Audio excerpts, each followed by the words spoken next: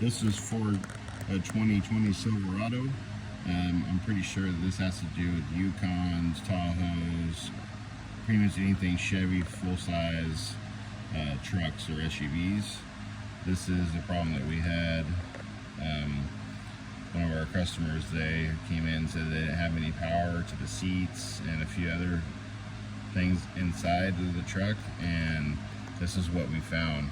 This is a fusible link, but the solder had broke right here.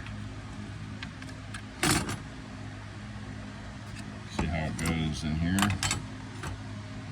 It broke right there.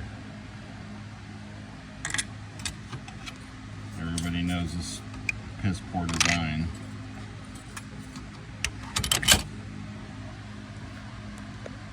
Yep, so you're having any problems with power, this is probably your culprit right here, to your seats, anything inside.